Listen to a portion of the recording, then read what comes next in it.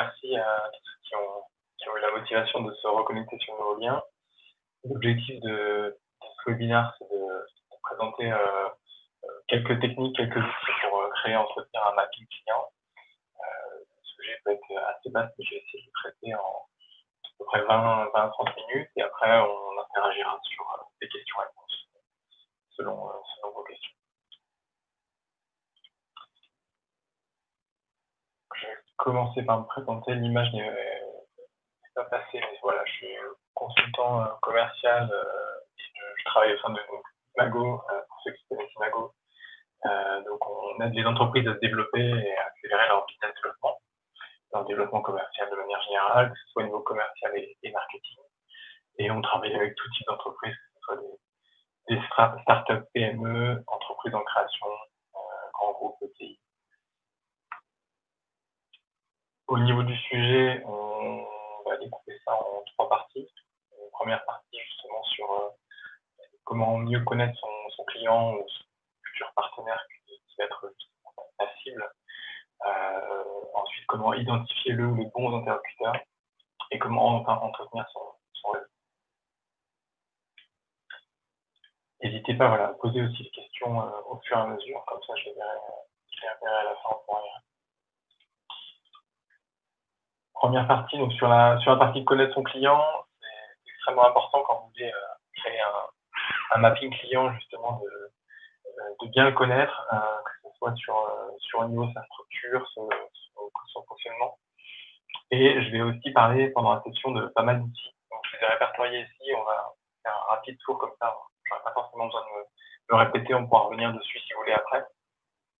Pour tout ce qui est mind mapping, justement, c'est des outils qu'on utilise beaucoup pour justement mapper les clients. Et il y a Xmind et Koggle qui sont gratuits en accès premium, mais qui sont très bien en usage gratuit. Pour vous informer, je pense que tout le monde connaît sur sur la société. On peut utiliser aussi pas mal Corporama, Société.com, Crunchbase pour savoir où en est l'entreprise cible en termes de levée de fonds. Et pour conserver les informations, extrêmement important d'avoir un bon CRM ou un bon fichier. Si vous êtes motivé d'avoir un excellent Excel, c'est très bien, mais ça reste limité. Donc je recommande quand même fortement un CRM. Zoho et HubSpot ont des versions gratuites qui restent assez intéressantes aussi. Première partie, donc comme je disais, très important de bien connaître la structure qu'on va cibler. Donc est-ce que c'est une startup, est-ce que c'est une TPE, est-ce que c'est un ETI, une ETI, un grand groupe, un industriel ou un établissement public? Ça va en fait driver le canal d'acquisition, le canal dans lequel vous allez rentrer en contact avec la personne ou avec votre client, et ensuite aussi comment vous allez construire votre relation. Ce ne sera pas les mêmes leviers. Sur une startup, on va être sur des leviers très agiles avec des discussions qui seront beaucoup plus rapides au sein des interlocuteurs. Et il faudra aussi anticiper ça. Sur une TPE, PME, les besoins seront très concrets et il y aura des process établis qui pourront changer selon des besoins, des points de vue. Les ETI, grands groupes ou industriels auront des process bien cadrés. Et donc, il faut aussi s'attendre à ce que les mails soient, ou les liaisons soient beaucoup plus grandes. C'est coutume de voir que quand on envoie des mails sur des prospects ou des cibles type grands groupes ou industriels, ils peuvent être lus 200 fois, voire plus entre les différents transferts de mails. Il faut faire donc assez attention à qui on s'adresse et comment on parle justement à l'interlocuteur. Et les établissements publics, ça va être aussi une cible complètement différente, surtout aussi en cette période post-confinement, où là justement il y a une reprise en ce moment de l'activité qui a soigné. Ensuite, quel est le type d'interlocuteur? Il y en a plus que ça, mais j'ai ciblé justement ceux qui vont être les plus importants en termes de porte d'entrée. La porte d'entrée justement vers votre client. Soit vous allez directement tomber sur un décisionnaire, auquel cas c'est plutôt génial. Sachez que sa disponibilité sera plus faible la plupart du temps, sauf si on est sur des petites structures, mais plus la structure augmente, plus le décisionnaire est difficile à trouver. on passera souvent par un prescripteur, qu'il soit fort ou faible. Alors un prescripteur fort, c'est typiquement une personne qui va avoir un pouvoir, avoir une mission, où l'échange avec vous va faire partie de ses objectifs, mais il n'aura pas de pouvoir de décision directe par rapport à vous. C'est-à-dire qu'il ne pourra pas forcément prendre position ou influer directement sur le résultat. Il faudra passer par le décisionnaire. Et ça, justement, dans le processus de décision, c'est extrêmement important de savoir si la personne auquel vous faites face est un prescripteur. Donc, prescripteur force, c'est assez bien parce que il aura la capacité de proposer et de promouvoir votre solution en interne. En revanche, un prescripteur faible pourra transmettre un message, mais n'aura pas forcément un pouvoir auprès des décisionnaires. L'utilisateur va être aussi intéressant à soigner, notamment sur des gros projets, des plus gros projets avec des stratégies qu'on verra un peu plus tard, justement sur le pouvoir de décision, où ils font souvent partie d'une majorité silencieuse qui va être présente au quotidien, difficilement identifiable. Si on passe par l'utilisateur, l'avantage c'est qu'on peut directement identifier son point de douleur, mieux connaître l'attente interne de l'entreprise qu'on va cibler, et ainsi peut-être mieux orienter le discours quand on va passer par le prescripteur fort ou le décisionnaire. Et l'acheteur, souvent c'est le dernier acteur par lequel on passe, mais c'est un acteur indispensable sur lequel il faudra aussi anticiper qu'il y ait du retard entre le moment où la décision a été prise et le moment où c'est passé par le processus d'achat. Il peut également arriver qu'il y ait des blocages à ce niveau-là, et ça peut être intéressant, si vous avez des contacts au niveau des acheteurs, d'anticiper cette partie-là et d'anticiper des potentiels blocages par la suite qui pourront arriver et outrepasser la décision des décisionnaires ou l'impact des prescripteurs. Ensuite, une fois qu'on a identifié ce client-là, la structure sur laquelle vous allez cibler, vers laquelle vous allez faire ce mapping, en fait, il va falloir aussi identifier votre objectif. Est-ce que c'est un objectif directement de vente d'un produit, d'une solution?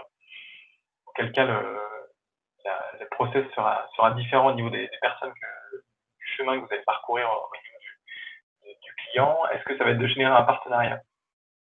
Dans ce cas-là, en fait, vous allez devoir multiplier le rôle d'ambassadeur en interne, ou est-ce que c'est justement un but simple de récupérer des informations sans passer par ni un prescripteur ni un décisionnaire, auquel cas ça peut être par un utilisateur.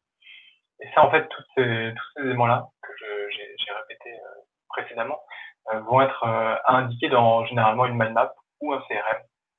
C'est-à-dire qu'il va falloir à chaque fois définir telle personne comme étant un interlocuteur spécifique. Donc, par exemple, vous allez rencontrer un responsable achat ou un directeur marketing ou un directeur commercial. Est-ce que cette personne-là sera le décisionnaire? Est-ce que cette personne-là sera le prescripteur? Et quel sera votre objectif par rapport à justement cette personne? Au niveau ensuite de cet objectif, il faut également l'identifier du point de vue du client, c'est-à-dire qu'est-ce que vous allez lui apporter, et justement essayer d'anticiper cette partie-là en vous positionnant au niveau de leur point de vue et d'essayer d'anticiper les points de douleur et les attentes de la cible. Ça, vous pouvez les marquer directement dans la mind map. Donc, je vous montrerai tout à l'heure un exemple de mind mapping qu'on peut faire, mais typiquement, on part de l'entreprise ou d'un segment de marché et on va directement cibler justement la première personne, la porte d'entrée, et essayer de comprendre si cette personne-là est un prescripteur, si c'est un décisionnaire, et quel va être son point de douleur, quel va être son objectif et qu'est-ce que vous allez lui apporter. C'est essentiel de savoir ce que vous allez lui apporter, parce que en fait, vous pouvez ne pas avoir seulement une relation d'acheteur-vendeur, vous pouvez aussi avoir des apports externes qui peuvent être extrêmement intéressants à anticiper, dans le sens où peut-être que votre produit ne sera pas directement impactant pour son entreprise. Par contre, le fait de promouvoir votre solution va avoir pour lui un impact personnel. Donc, essayer d'être le plus dans l'empathie en positionnant sur son point de vue, en disant par exemple je veux améliorer mes process, ça c'est son point de douleur de votre point de vue, et ben comment en fait par votre produit, par votre solution, par un partenariat ou par des informations, vous allez essayer de lui apporter des... Ensuite, une fois qu'on a vu ces éléments-là, comment identifier les bons interlocuteurs en interne. Ça c'est essentiel. Et c'est là où en fait réside toute la complexité, parce qu'une fois qu'on a identifié la bonne cible, il faut se dire qu'il y aura sûrement un chemin idéal, il y a déjà évaluer le risque, ça c'est essentiel. Plus vous allez parler avec une personne qui va être décisionnaire ou assez avec un pouvoir fort dans l'entreprise, une influence assez forte, plus le risque que justement votre premier discours impacte sur tout le reste et bloque la suite sera fort. Donc l'idée, c'est d'essayer d'anticiper. Soit vous êtes confiant dans votre apport de votre solution. Pour quelqu'un, vous pouvez essayer directement d'aller vers une personne avec une influence forte et une position élevée dans l'organigramme, potentiellement par rapport aux décisions. Soit vous essayez de commencer par passer par d'autres personnes qui vont avoir une influence plus faible, mais sur lesquelles vous savez qu'ils pourraient avoir un impact plus positif. Donc là, vous voyez ici sur ce tableau, le risque, en fait, c'est que quand vous ne connaissez pas l'influence de la personne et son avis par rapport à ce que vous allez apporter potentiellement, que ce soit un partenariat ou une vente directe, le risque, c'est qu'il apparaisse tout de suite que vous soyez directement blacklisté ou bloqué au niveau du process. Donc, passez d'abord par une validation. Plus vous allez être dans un grand compte, déjà aussi, plus ça va être facile de trouver ce type de personne. Et plus, en fait, cette partie-là sera essentielle pour valider les points de douleur que vous avez précédemment suggérés dans votre mind map. Donc, si le point de douleur était que vous supposiez que son besoin était d'améliorer ses process, par exemple, votre solution peut améliorer son process ou lui faire gagner de l'argent. Typiquement, il y a 4 raisons principales d'achat dans le B2B. C'est soit de vendre plus et mieux, soit de réduire ses coûts, soit de gagner en productivité, soit parce que c'est obligatoire avec un caractère préventif. Donc, est-ce que vous vous inscrivez dans une de ces 4 positions? Ça, c'est essentiel à savoir, et de valider ces points-là par rapport à ces points. Plus la personne, justement, même si elle a une influence faible, même si elle a une influence aussi positive, si elle a un avis positif par rapport à votre solution, elle saura être un allié stratégique pour la suite. Et justement, sur cette partie-là, ça permet aussi de mesurer l'influence quotidienne que va avoir une personne dans votre rapport entre l'entreprise cible et vous. Dites-vous qu'on va avoir à peu près 5 types de profils qui vont apparaître. Et le négatif l'emportera quasiment toujours sur le positif. Pour une raison simple, c'est que la prise de risque en entreprise est plus complexe. Et d'autre part, les personnes vont être présentes dans l'entreprise au quotidien. C'est-à-dire que l'impact d'un ambassadeur sera fort, mais l'impact d'un ami sera toujours plus fort parce que il sera présent au quotidien et pourra détruire votre argumentaire au quotidien. Donc c'est pour ça que nous sommes partis sur ce postulat-là, c'est-à-dire qu'une personne neutre va ramener les faits de manière très factuelle, c'est-à-dire que si vous apportez un document, un cas d'usage ou tout simplement des faits, la personne qui sera neutre va le rapporter de manière factuelle. Un rival, ça va être une personne qui va être souvent soit un prescripteur fort, soit un décisionnaire, qui va voir voire même parfois un prescripteur faible, qui va voir votre influence comme quelque chose de négatif, vous pourrez le remplacer. Là, on est sur quelqu'un qui voit pas forcément l'intérêt de votre solution, qui a peut-être déjà essayé de faire la même chose en interne, ou qui essaye justement ça fait partie de ses objectifs, et elle a un pouvoir de nuisance qui reste assez élevé. Si c'est un ennemi, on rajoute souvent un caractère irrationnel à cela, dans la mesure où la personne va justement être d'autant plus virulente par rapport à vous et peut avoir parfois faire tout pour justement détruire votre argument. Un allié, ça va être une personne, un peu comme on l'a vu précédemment, qui aura souvent une influence plus faible, mais qui sera une personne soit de votre entourage, soit une personne de vos relations proches ou à deuxième niveau sur lequel vous pourrez trouver sur LinkedIn ou par des amis aux écoles ou par un autre réseau possible.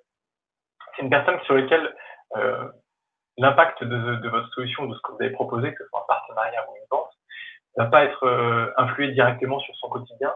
Ça peut la valoriser en présentant justement cette solution-là. C'est-à-dire que peut être une personne qui est externe totalement à ce projet-là ou à ce contexte-là, mais qui a un intérêt à vous faire plaisir, à vous valoriser, donc elle va rapporter des bonnes informations. Donc dites-vous qu'à chaque fois que vous rencontrez des personnes qui sont des alliés, essayez de les compter comme des plus 1. Et les ambassadeurs, en fait, ça va être vraiment des personnes qui souvent ont déjà testé votre solution, qui ont un cas d'usage concret, qui sont très pertinents, donc qui, au-delà de leur influence positive, vont rapporter des faits concrets. Par exemple, de dire leur point de douleur, c'était ça, vous y avez déjà répondu par le passé, ou il a déjà vu quelqu'un dans son réseau qui a justement utilisé votre solution et qui va valoriser ses résultats en disant oui, en effet, l'impact positif a été réel. Dans ce cas-là, notez-les comme des plus 2. Et après, l'idée, c'est chaque interlocuteur essayer de mettre une note associée pour essayer au moins de savoir si ça va être une personne qui va être plutôt un ambassadeur, un allié, une personne neutre, un rival ou un ennemi. Donc, une fois que vous savez ça, l'idée aussi, c'est de transformer les ennemis, essayer de comprendre pourquoi ils le sont et de valoriser au maximum le travail des ambassadeurs. Pour ça, il faut essayer aussi de prendre en compte qu'au sein d'une grande entreprise, il y a des guerres d'influence, il y a plusieurs types de personnes. Et en fait, au-delà de ces groupes-là, en fait, au-delà des types d'individus précédemment qu'on a vus, on va avoir des groupes qui vont se ressortir de ces éléments. Donc on les classe sur cette catégorie. Et en fait, si on va faire le calcul entre synergie et antagonisme, synergie, c'est l'énergie que va déployer une personne à justement s'impliquer dans le projet, que ce soit de vendre votre solution ou de faire un partenariat avec vous ou de rechercher les informations que vous lui avez demandées. Et l'antagonisme, c'est l'impact que va rechercher à mettre la personne dans le fait de faire échouer votre projet ou votre entreprise dans ce que vous recherchez. Donc notez-le comme en fait la matrice se calcule avec les plus 1, plus 2, plus 3, plus 4 pour la synergie et idem pour la partie antagonisme. Et après on arrive à avoir cette catégorie. Et donc l'idée c'est de rechercher à chaque fois aussi des personnes plutôt qui sont dans le triangle d'or.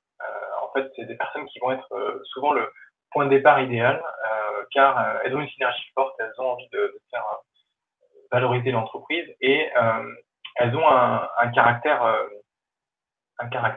à rechercher le factuel. C'est-à-dire qu'au niveau de leur antagonisme, elles ne seront pas totalement dans le fait de faire de l'échec, mais elles vont essayer de remettre en cause aussi un peu, et ça sera un caractère positif. Remettre en cause votre projet pour dire, OK, quel est le meilleur moyen de le présenter. Les militants peuvent avoir tendance à perdre un peu d'objectivité et dire, de toute manière, on veut que ce projet-là arrive coûte que coûte.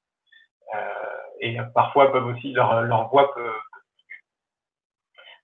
pour ce qui est de la partie basse, les révoltés en fait vont être on va dire que les personnes qui seront les plus complexes à changer, donc il faut essayer de les tenir le plus éloignés possible de vous, essayer de savoir qui ils sont et comment essayer de les contourner parce qu'il y aura un antagonisme extrême et la personne va essayer de vous nuire à tout prix.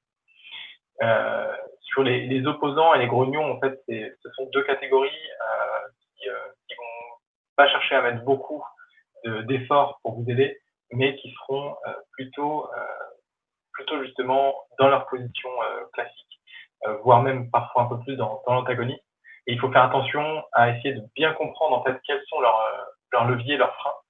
C'est eux parfois qui vont essayer aussi de valider des points de douleur. C'est-à-dire que les personnes dans le triangle d'or et dans le militant vont pas les anticiper, vont moins anticiper ces points de douleur-là, puisqu'ils vont peut-être parfois juste aimer votre projet sans forcément chercher à essayer de comprendre comment il répond à un point de douleur. Les opposants et les grognons, eux, ont des vrais points de douleur, souvent qu'il faut essayer de savoir identifier. Les passifs et les hésitants, les passifs surtout, c'est la majorité silencieuse. Ça, c'est des personnes qui seront très difficilement identifiables. Souvent, ils seront présents dans des réunions, mais pas forcément très parlants, et ils seront difficilement accessibles pour échanger. En revanche, c'est eux qui feront pencher la balance dans le sens où ils font partie de la majorité, et au moment où il faudra faire un vote, et au moment où en fait la petite guerre d'influence en interne aura lieu entre plutôt ceux qui sont positifs et ceux qui sont négatifs, c'est eux qui vont choisir leur camp. Et les hésitants sont des personnes qui seront impliquées mais qui auront besoin de votre soutien. C'est-à-dire qu'ils seront positifs si vous leur apportez de l'aide, mais ils vont pas chercher à être totalement de votre côté. Et enfin, les déchirés, c'est une catégorie un peu spéciale. En fait, ça va être des personnes qui vont être acquis à votre cause, mais qui vont aussi parfois chercher à faire échouer le projet parce qu'ils vont essayer de le faire par eux-mêmes ou différemment. Donc, c'est pas forcément les personnes qu'il va falloir chercher à valoriser. Si je résume, vraiment essayer de trouver ceux qui mettent le plus d'énergie, mais qui ont quand même un antagonisme parfois pour essayer, pour ceux qui ont un antagonisme, essayer de comprendre vraiment quelles sont leurs raisons. Donc, une fois que vous avez fait ça, l'idée en fait, c'est que votre mind map, elle commencera à être construite sous un format donc le plus grand possible. Ça dépendra de la taille de la structure, ça dépendra du nombre de personnes qui seront impliquées, mais elle peut parfois prendre un caractère assez gigantesque. L'idée, c'est de bien avoir en tête l'organigramme qui influence qui apporte à qui. Parfois, il suffit que vous soyez avec une personne, vous vous rendez pas compte, mais vous pouvez peut-être parfois lui apporter une promotion, lui apporter une bonification en interne, une validation de ses objectifs par le fait qu'elle a fait une bonne veille technologique. Donc il y a ces éléments-là qui sont à prendre en compte. Et dans cette partie-là, justement, c'est là où une fois que vous avez identifié votre réseau et que vous avez créé votre mapping, il faut l'entretenir. Vous l'entretenez par exemple par ces pratiques. La première, en fait, c'est de nouer un contact désintéressé qui sera régulier et qui sera hyper important. J'ai mis justement que idéalement ça pouvait être un échange par trimestre. Ce type de contact, ça peut être juste un appel, ça peut être faire un restaurant ensemble, ça peut être, alors c'est difficile pour les acteurs publics, mais ça peut être essayer d'échanger, de discuter, de prendre des nouvelles, par exemple sur cette période de confinement. Essayer d'appeler pour savoir comment les personnes s'en sortent, comment les personnes vont. Il y a un contact qui est totalement désintéressé, mais qui entretient le réseau, qui entretient l'échange et qui est extrêmement important, qui sera positif sur la suite, surtout sur des projets avec des cycles longs. Plus la taille aussi de la structure augmente, plus on va être sur des cycles longs. Il faut aussi l'aider dans son quotidien. Ce que je vous disais précédemment, c'est que vous n'avez pas forcément identifier aussi tous les bonus que vous pouvez lui apporter. C'est pas que des bénéfices qui peuvent être directement issus de la vente de votre solution. Ça peut être aussi justement une promotion, ça peut être une validation de ses objectifs. J'ai eu souvenir d'un cas où on était face à des personnes qui avaient des quotas de commerciaux à recevoir chaque semaine. Et donc là, on validait ce quota. Il y a déjà une aide à faire dans le quotidien. C'est un échange un peu de bons procédés, ou dans le sens où on nous écoutait et nous on apportait justement cette validation. Donc c'est un type d'exemple qui peut être à identifier, essayer de comprendre, qui est souvent un peu externe. Faut aussi dépasser le professionnel. Je pense que avant tout, dites-vous que avant d'être un poste, avant d'être des cibles, ça reste des personnes comme vous qui ont des objectifs, qui ont des passions, qui ont des préférences qui sont parfois rationnelles, parfois moins rationnelles. Il faudra justement identifier. C'est aussi de nouer un contact comme ça qui pourra être hyper important pour la suite. Et enfin, soigner le contexte. Comme à côté coutume de dire, pour faire une vente, pour réussir justement un contact, un échange, c'est essentiel de produire le bon message au bon interlocuteur au bon moment. Et cette partie-là est souvent laissée un peu de côté, dans le sens où on a tendance à soigner le bon message, parce que c'est quelque chose qu'on peut totalement créer, on peut le marketer, on peut le pitcher. On peut identifier le bon interlocuteur avec les outils qu'on a vus précédemment. Ça, il suffit parfois de dire tiens, ma solution va être positive et bénéfique pour tous les directeurs marketing de France, par exemple. Dans ce cas-là, on a le bon message et on a le bon interlocuteur. Ensuite, il faut soigner le bon moment, justement. Cette partie-là est essentielle parce que parfois, vous avez des périodes qui vont être plus impactantes que d'autres. Des périodes, justement, où il va falloir booster ce contact-là, faire une méthode sprint pour justement essayer de valider les échanges qui ont été vus précédemment, de valider que le message passe bien et à la bonne personne. Là, je vous ai mis un petit exemple justement de ce qu'on peut produire parce que peut-être tout le monde ne voit pas ce que peuvent être les mind maps. L'idée, c'est de partir justement d'un format un peu soit comme un arbre, si on réfléchit à la verticale, soit comme un organigramme aussi, soit justement si on réfléchit un peu plus à l'horizontale aussi comme ça. Il n'y a pas de souci, il n'y a pas de chacun fait comme il souhaite. L'idée, c'est d'essayer de construire des informations en se disant par exemple qui va être ma porte d'entrée. Ça, c'est un bon point justement de départ. Si vous ne savez pas comment commencer ce mapping de l'écosystème, partez justement sur soit une personne que vous connaissez, soit une personne que vous avez identifiée ou que vous pensez être justement d'une bonne influence. Ensuite, essayez d'identifier si cette personne est prescriptrice ou décisionnaire. Quel est son besoin exact? Essayez aussi de comprendre son attente. L'attente et le besoin sont deux choses différentes, mais si vous savez identifier son attente, c'est encore mieux. L'attente va avoir un caractère plus irrationnel. Le besoin va être vraiment très rationnel.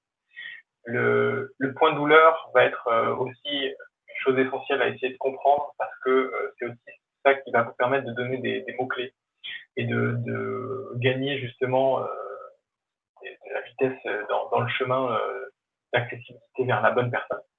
Et essayer aussi de savoir comment avancer avec lui et comment essayer de débloquer une prochaine étape.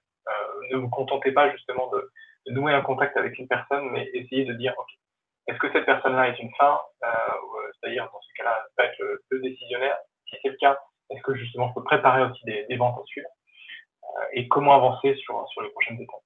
Et de l'autre côté, essayez aussi de vous concentrer sur quel est votre objectif, parce qu'en fait, si vous appelez à brûle pour point une personne pour dire je veux vous vendre telle solution avec ce message-là, et qu'en fait l'idée c'était de faire un partenariat, la personne à rechercher dans les réunions indécisibles ne sera pas la même.